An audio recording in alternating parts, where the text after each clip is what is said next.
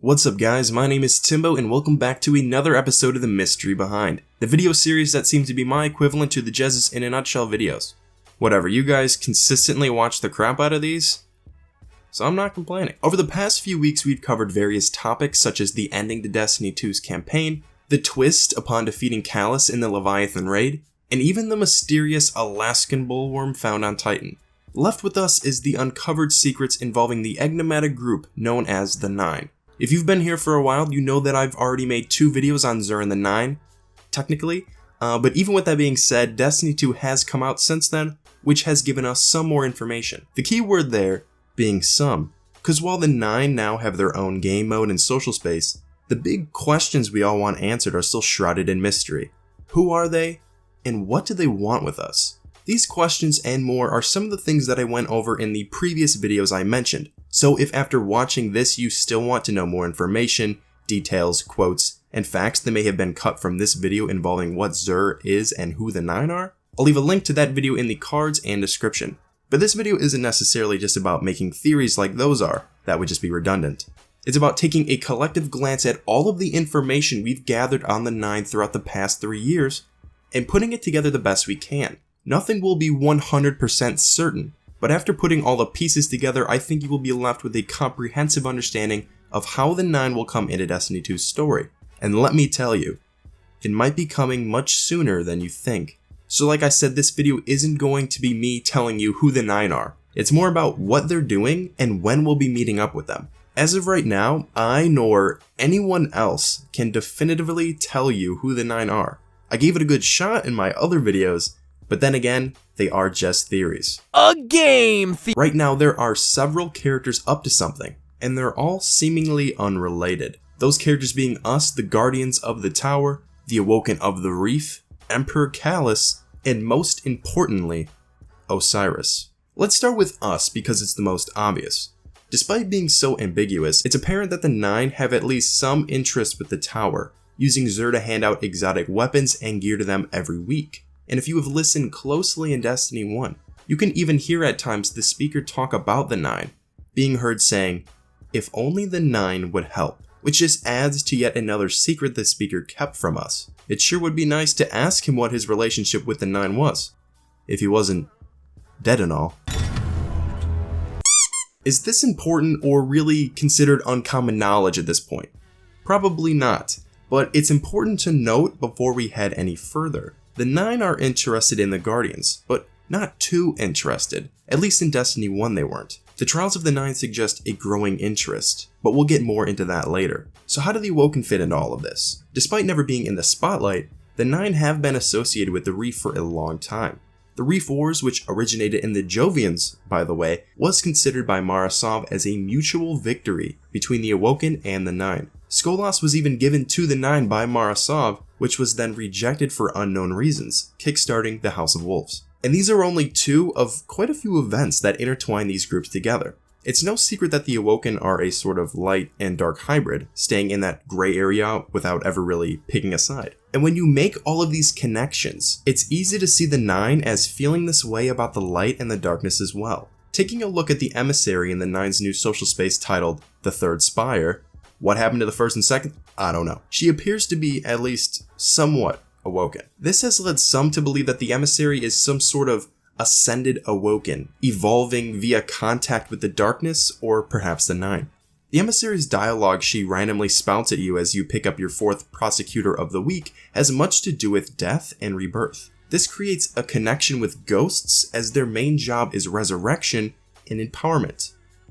Other than opening doors, of course. Some of the theories that have come out of this are pretty crazy. One coming from Reddit user Echo Foxtrot, who believes that the Nine are actually ghosts without their guardians that have traveled to deep space. Other than the Emissary's dialogue, one of the big things being pulled from here are the descriptions on some of the new Trials weapons, primarily this shotgun, SMG, and sniper rifle. The other theory believes that the Emissary is none other than Mara Sov, and has evolved into some sort of greater being with the Nine's help. If you ask me, after looking at all of the info and the whole death and resurrection themes, I've come to my own conclusion. The Emissary is a sun-singing warlock confirmed. Another thing that I like to note is the stallion that runs around the outer circle in the Flawless room and also appears on the emblem. People can make whatever they want of this, but personally, I think it's a metaphor for how you just got your ass carried in trials. So now that the Guardians and the Awoken are out of the way, where do we go from here? Now is the time where things get interesting as we bring in Osiris. I've talked quite a bit about Osiris in previous videos appearing in the top of your screen, but today I want to look at the future and more specifically, what he has to do with the Nine. Long story short, Osiris was exiled from the tower due to his disagreements with the speaker. Osiris was kind of meddling with things you shouldn't be meddling with. This caused him to go crazy by some people's understanding as he grew obsessed with Vex technologies and the darkness. As already stated, the whole light versus dark theme has been clear throughout these three, so quite frankly you probably saw that coming. But Osiris' similarities with the Nine doesn't end there. He was also fascinated with the afterlife, which could be surprising if you don't know anything about the Egyptian god Osiris he was based off of, also named Osiris. Something that probably means nothing, but is at least worth mentioning is that the god Osiris was part of a group known as the Ennead, and together, they were 9 of them. And on the tangent of nines, Trials of the Nine came out 9 days after Destiny 2 did. Fun fact if you didn't realize it. Osiris was really the first quote-unquote heretic, inspiring the likes of Tolan the Shattered to choose to commune with our enemies in the pursuit of a greater knowledge. With these characters comes a reoccurring theme of the gray area between the light and the darkness. With the Osiris expansion set to release this December, I'm willing to bet that he's set to make an appearance soon. And I believe whatever story is going to unfold in that expansion begins with Trials of the Nine. Osiris had his own trials in an attempt to recruit worthy guardians, and by the looks of it, the Nine are aiming to do the same thing. Maybe Osiris and the Nine have shared goals. Maybe they are in alliance with one another. Maybe this isn't the first time the Nine are testing us either. Before I mentioned Skolas. With this mindset that the Nine are recruiting guardians with the help of Osiris, maybe they let Skolas go so that we could catch him. And at the same time as this, began Trials of Osiris. I don't know about you, but I think the key to figuring out who the Nine are lies with Osiris. One other thing to mention before I go is Callus.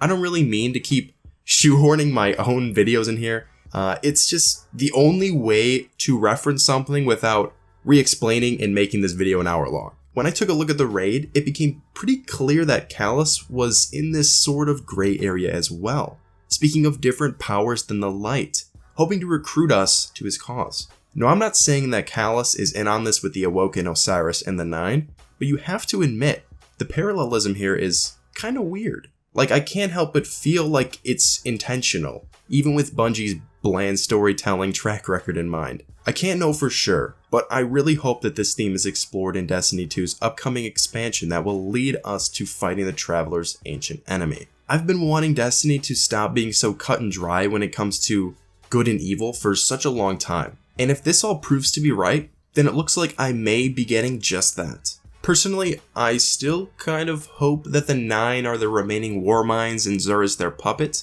but I'm really open to anything as long as it's cool and makes sense. So guys, what do you make of all of this? Let me know down in the comments below. Like I said, if you want a more in-depth look at Xur, the Nine, Callus, or Osiris, I've left links to those videos in the cards as well as in the description below. You don't have to watch them, but I will admit they will give you a better understanding of how these characters are similar. I don't know if you can tell, probably not, hopefully you do, but I actually invested in a new mic with a pop filter and everything, so even though I still have to record my videos talking into a closet, the audio should be improved at least somewhat. But that's all I've got, guys, so leave a like if you enjoyed, subscribe to the channel if you're new, thank you all so much for watching, and as always, I'll see you in the next one.